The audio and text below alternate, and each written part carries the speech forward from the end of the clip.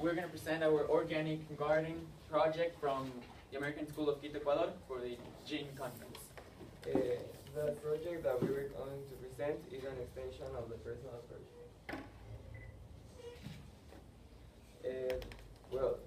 This project was based on a personal project that was to create an organic garden on a low resource organization called Fundación Caminito de Luz. The essential question is how to make a small community become self-sustainable and to produce their own goods. And our goal is to create organic gardens that are self-sustainable and that help prevent global warming. Global issues in our community. Basically, in Ecuador, we detected 3 main global issues that could be solved with this project. The first one is education for all. In Ecuador, there is low schooling opportunities for the less fortunate. That basically means that people who don't have resources often are affected by having low schooling opportunities and low quality. And that basically creates a low environmental conscious and then limited knowledge and priority of healthy lifestyles. Fighting against poverty. Also that basically in Ecuador, since there is this division of social classes, you have NGOs and charities that do not have enough funds, and that affects children who are usually supported by NGOs because they do not have enough funds to support them. And as a result, we have child labor, and in some cases, like children working in the streets, and limited education opportunities that can create at the same time child labor, because education is the basic tool to get out of poverty. And the final one is global warming. Global warming is affecting everyone, and in Ecuador it is clear that global warming is affecting our community. You have the rising temperature due to the carbon emissions, and that can change landscape. And this is an example. For example, that's a picture of Cotopaxi.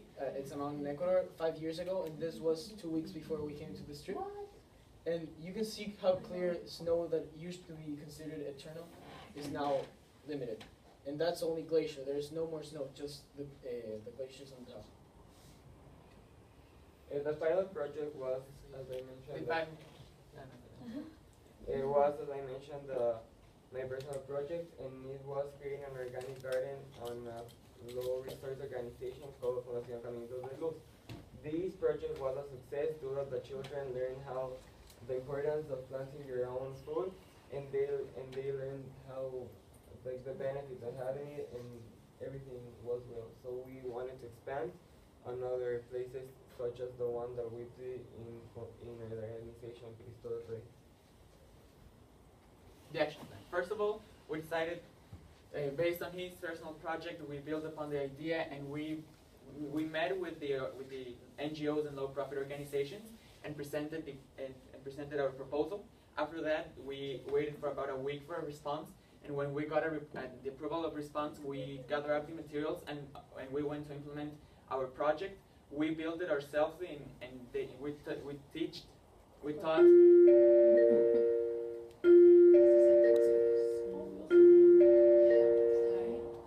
taught the kids and the maintenance people of these low-profit organizations how to take care of the garden and what's the importance of it.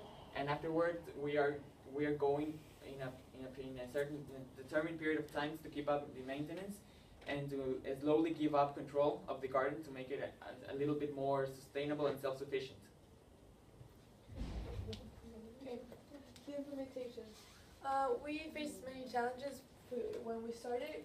First of all, we had never planted a garden before, so it was hard for us for the first time because we had to research and know how to do it. And we had some people help us at the beginning, and then we learned a lot. So we could do it faster as the time went by.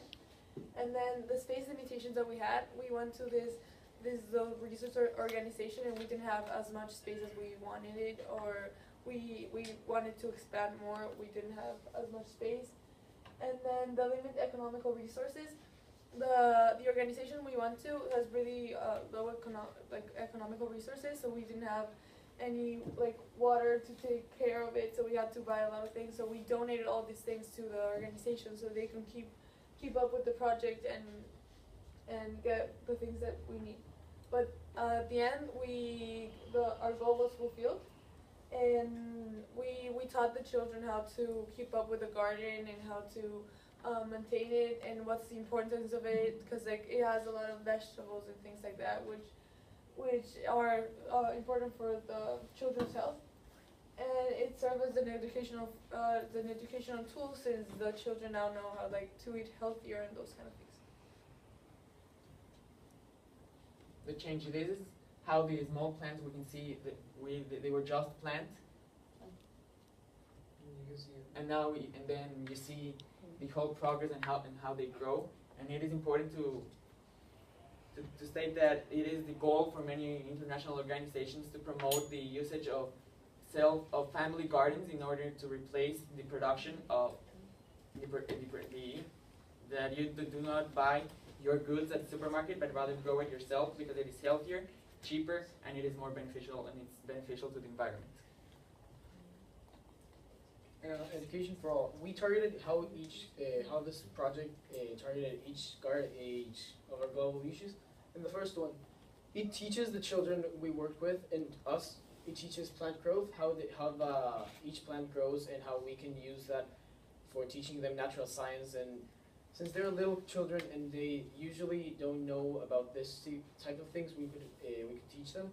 Also, patience, commitment, and responsibility that usually are linked to garden because of the time it needs, of how they need to be conscious and very disciplined on when they're working with plants. And you can see like how the children are happy with their work and how we taught them to wait from the beginning since they planted to the results, and on the day of the harvest they were really happy, and you can see like they all wanted to take pictures with what they harvested.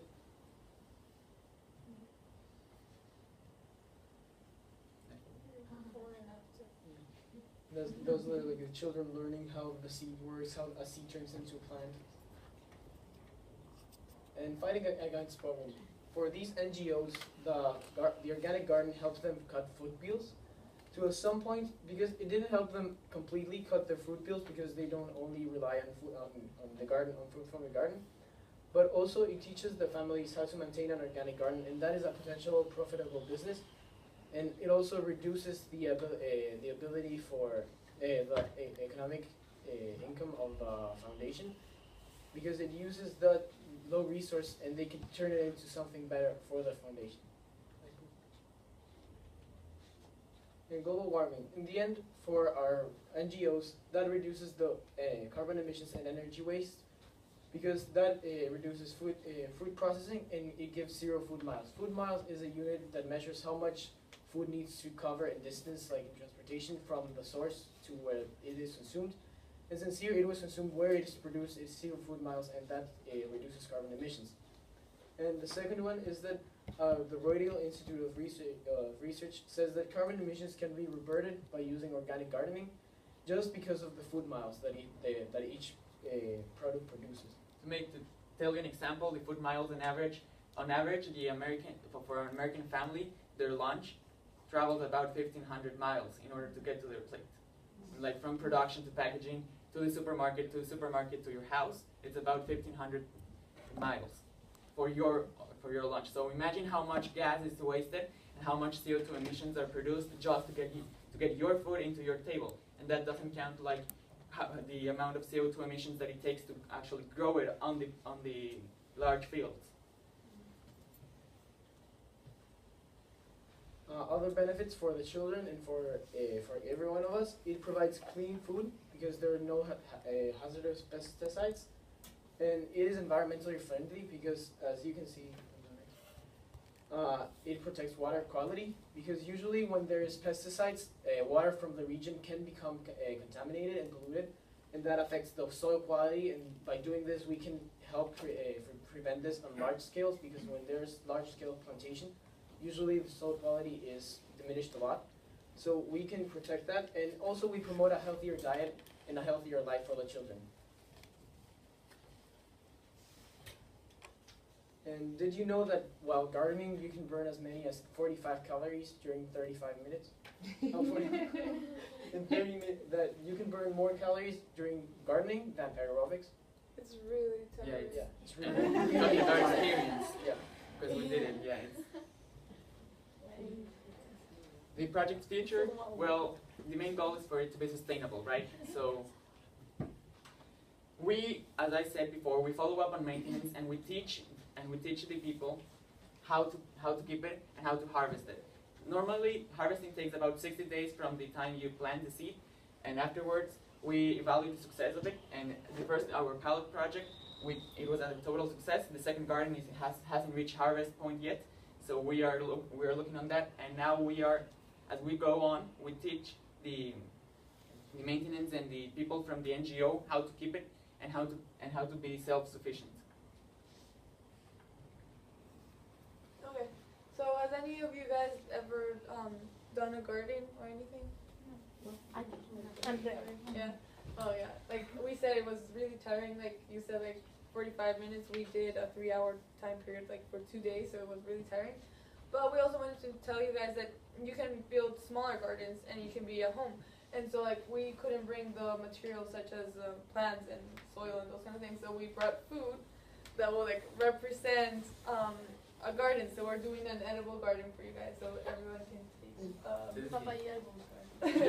This is the activity Okay, that we're gonna get. Okay. So the activity we did, first of all, everyone will get a cup, which will be like the things like the It'll be like the area that you used yeah, to the plant. area where we planted the